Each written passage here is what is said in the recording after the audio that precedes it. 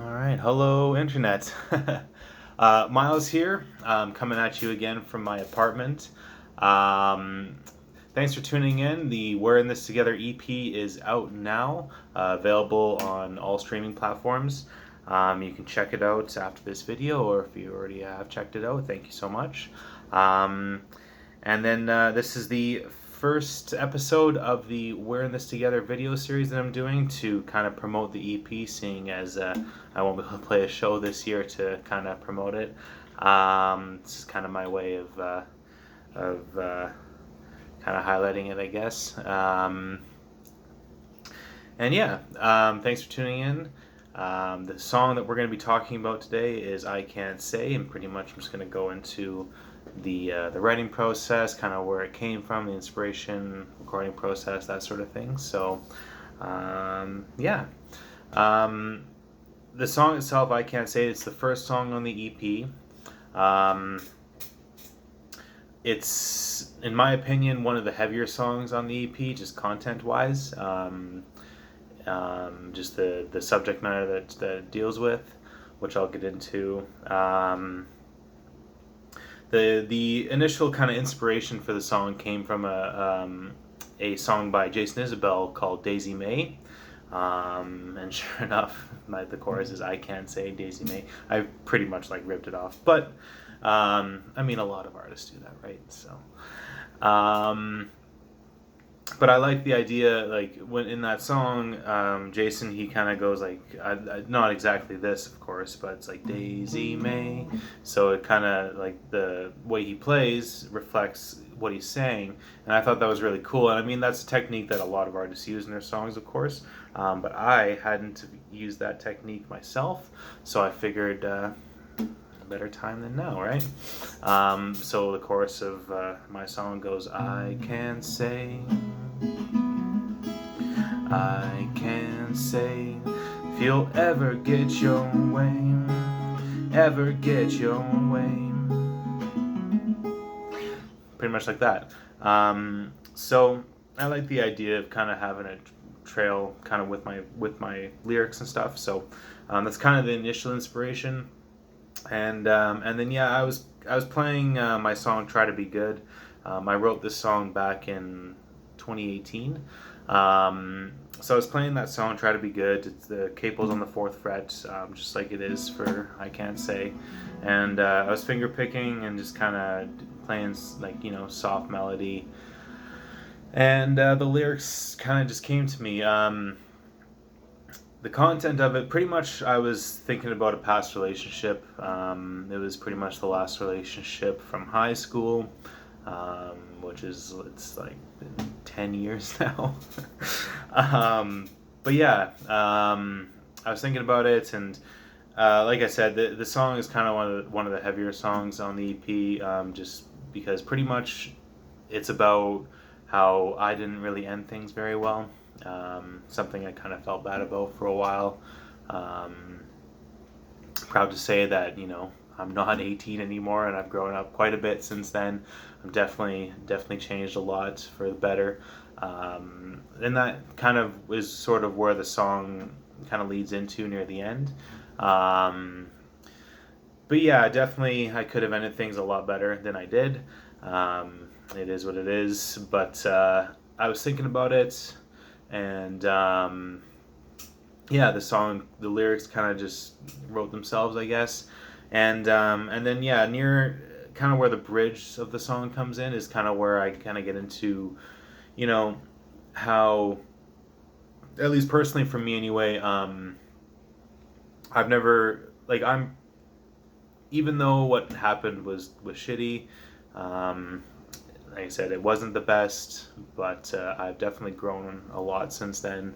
Um, it is I've changed a lot since then, and I mean realistically, like who knows if that hadn't happened, where would I be now, and I'm really happy with where I'm at in my life right now, with who I am. I have a lot of people in my life that I care about, a lot of people that I'm very fortunate to have met, and just kind of a lot of good situations right now, I think, in my life, that I'm really happy about. So really, I'm happy that the past happened the way it did, because it got me to where I am now, and I'm very fortunate where I'm at now and where things are now in my life. And yeah, I'm really kind of thankful, I guess, that it kind of worked out the way that it did. There's a lot of things I'm proud of right now. So, um, yeah, who knows where it would have been if we, like me and the person that I'm talking about in this song, didn't break up or whatever, right? Who knows where I'd be now? I may have been a totally different person, right? So, the past. It is what it is, but I'm very thankful for it because it made me who I am, and that's kind of what the song touches on as well.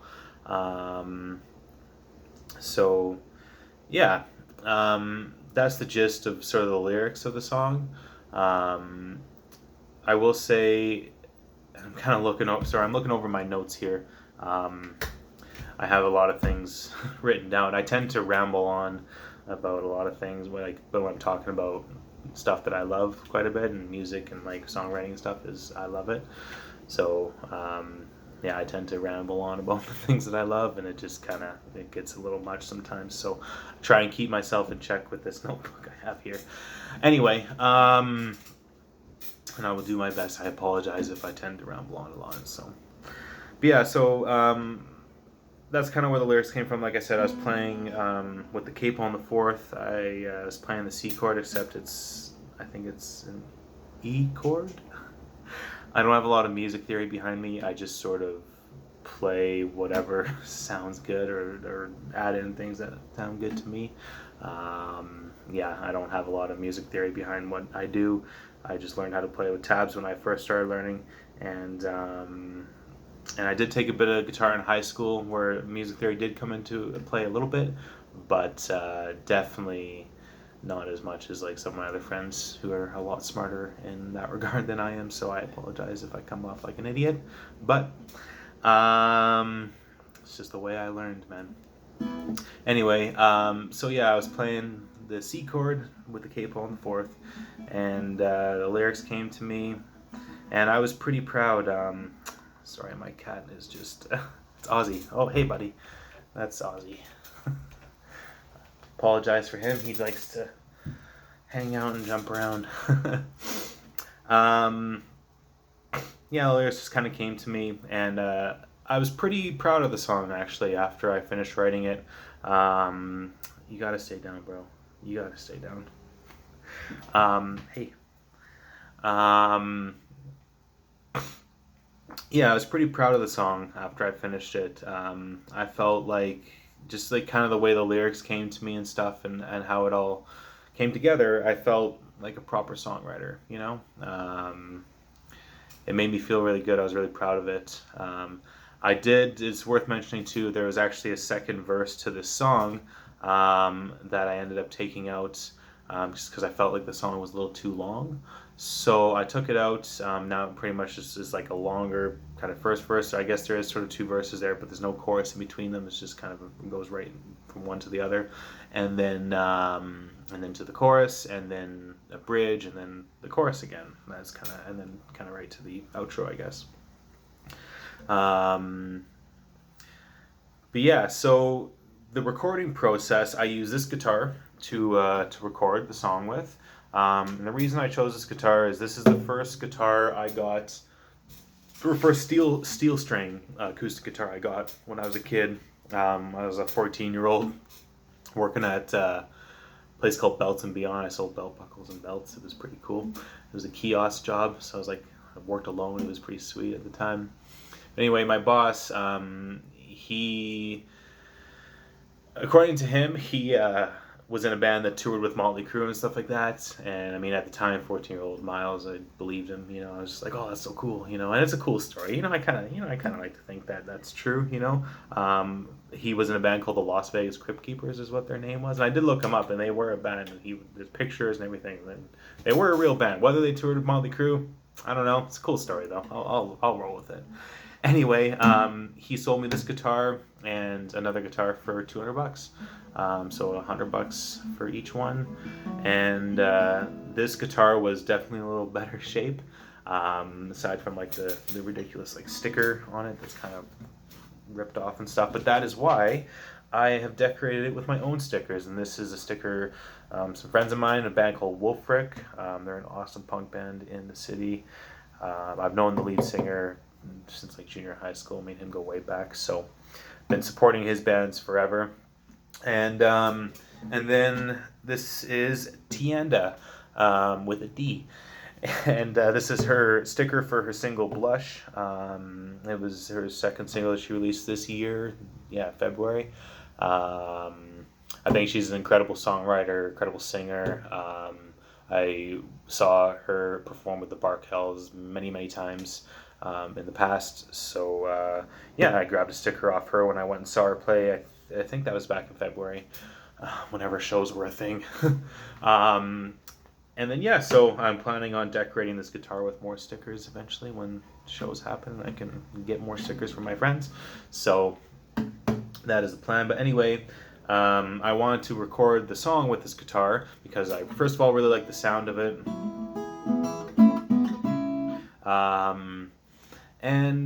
I just kind of wanted to feature this guitar on the EP at some point. Every other song has the other guitar that most of you are aware of. It's the Hummingbird Epiphone that I have. Beautiful guitar, I love it. It's like my favorite guitar. But I wanted to feature this guitar because it's kind of, the beginning, I guess, of it all. When I started writing songs, I wrote a lot of songs on this guitar. I didn't write "I Can't Say" on this guitar, but I did write "We're in This Together" on this guitar. I wrote "Off My Mind" on this guitar. Those are pretty much the two songs, I guess. I wrote a couple other songs on this guitar as well before I got my other one, but songs that aren't on this EP anyway. But so I recorded with this guitar. I had two mics.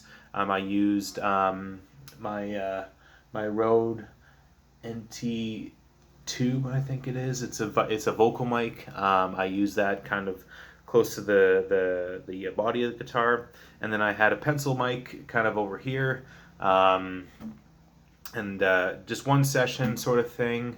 I tried to just kind of nail it in one session sort of thing. I didn't, instead of like copy and pasting, I just wanted to nail it, you know what I mean? And I did eventually. It took a couple takes for sure, but I eventually got it. Sorry, I'm gonna take a sip here. This is Ben Stick, BS Wit, another Edmonton brewery. Local breweries, my friends, they're the best. Anyway, so two mics, so I could pan one left, one right, to kind of give it more, more of a stereo effect, right? In the mixing process, and definitely the bass and the heaviness comes from the vocal mic kind of on the body of the guitar, and then kind of the nice higher, kind of high pitched sort of sounds come from the pencil mic. That was just kind of placed over here, and then I just recorded vocals. I didn't do one take. I did multiple takes and kind of pasted it all together. But it's all one track. I didn't double the vocals or anything like that. It's pretty much just one track, just me sort of thing. That's kind of how I wanted it. And then the beginning of the song, I thought it was kind of cool. One of my favorite artists, Frank Turner, another favorite songwriter, along with Jason Isbell. He has a song called "The Angel Islington," and it's at the beginning. It's the first song on his album "Positive Songs for Negative People." And the beginning of that song, it pretty much sounds like he's kind of walking into the studio. You hear a door open sort of thing, and then he like sits down, and you can kind of hear the guitar get all situated, and then he starts playing the song. And I thought that was really cool. I really liked that, so I decided to copy that and kind of do my own thing, except I was already sitting on the couch, so I pretty much like stood up, hit play, and then I like sat back down, and I kind of like got situated, and you can kind of hear it a little bit, and I kind of like clear my voice, like just to kind of get the effect in there, and I think it worked. I think it sounds cool. I think it's a good beginning song for the EP. It just because of that, and it's a nice. it's just like acoustic song, you know, very stripped back, very like just me and my guitar. And that's kind of when I play live, that's pretty much what I'm doing. I'm playing these songs with just me and my guitar. So I figured that's a good song to start the EP off, is just me and my guitar, because every other song on this EP has you know, kind of like a band feel to it, right? So I definitely want to start the EP off on just kind of a solo sort of song.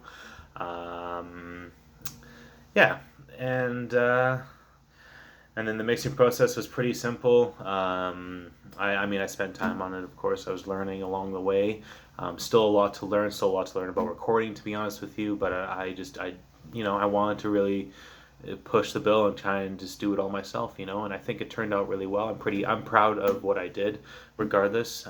It's definitely doesn't, like, I don't think any of these songs really sound like, you know, like a studio quality. Like, a lot of my friends are in bands, obviously, right? And I hear the music they make, and it sounds amazing, you know. It sounds like studio quality, like they went to a studio, recorded it, and it sounds like that, you know. And they have an actual you know, audio engineer kind of behind them, or a producer behind them, you know, giving them tips and everything. And that's something I didn't have. I just literally did this all myself in my apartment here, literally like right here where this video is taking place.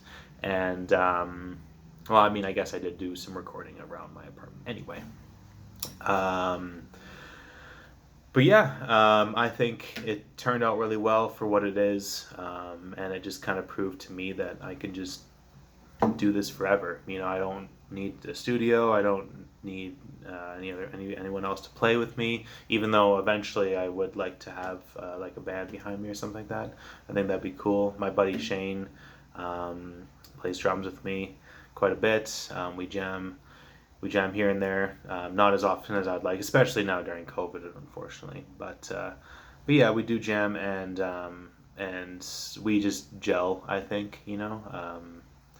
So he would definitely be a drummer in like my band, you know, kind of thing. I don't even know what the band would be named. I have no idea. But anyway, for now, anyway, like I said, I kind of proved to myself that I can do this.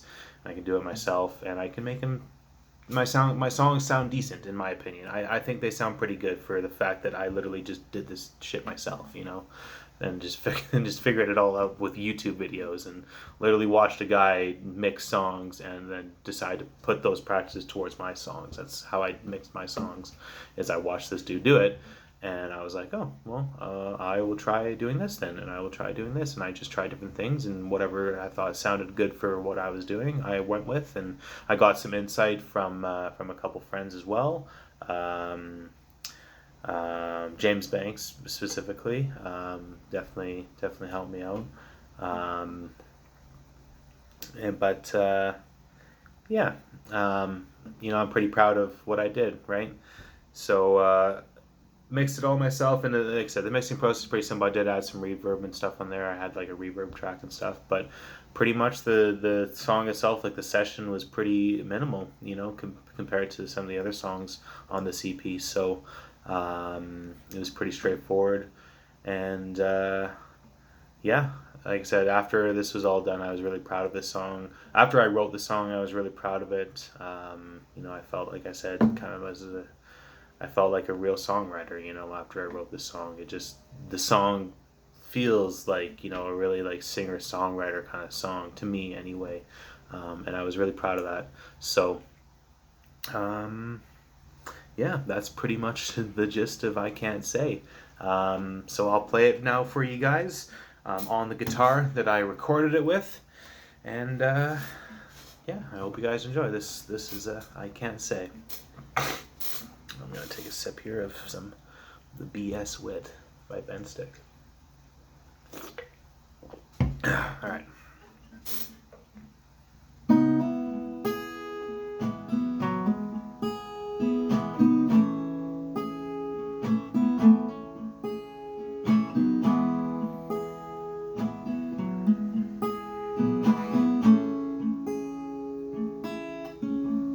She was a lover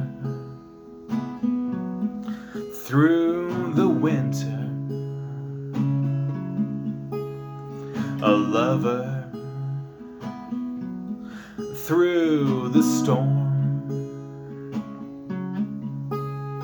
And I didn't want to leave her now. I thought we'd make it through somehow. And I never wanted to do her any harm.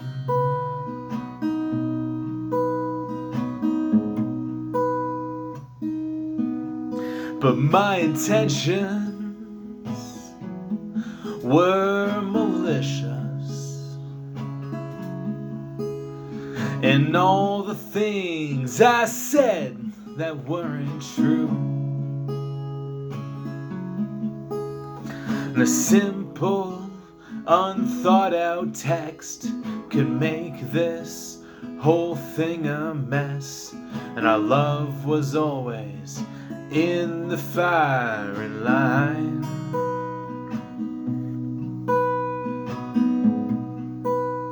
And I can't say,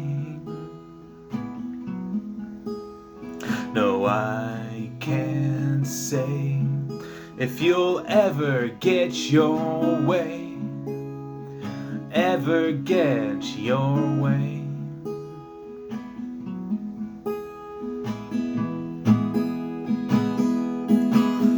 But the past is better left unchanged. A future left to be distinct.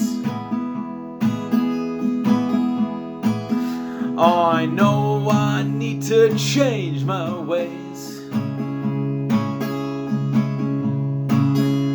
but a memory is such a haze, and I can't say, no, I can't say if you'll ever get your way, ever get your way.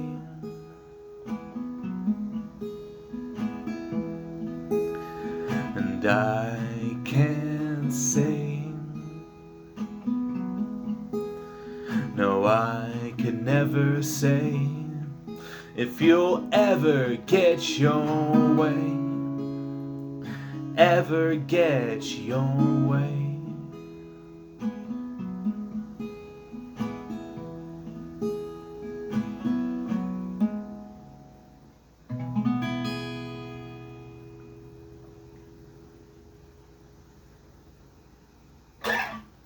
All right. Thanks so much again for tuning in, guys. I really appreciate it. Sorry for the 20-minute video, but hey, you know, I got into to everything about this song, the whole writing process, and the lyrics behind it, the inspiration behind it, the recording process, a bit of the mixing process, and yeah, I hope you guys enjoyed it. Next week will be Try to Be Good. You can listen to the song now. It is available everywhere. The whole EP is. We're in this together. And yeah, this has been I Can't Say. Thanks so much for tuning in, and I will talk to you guys next week. Thanks, guys.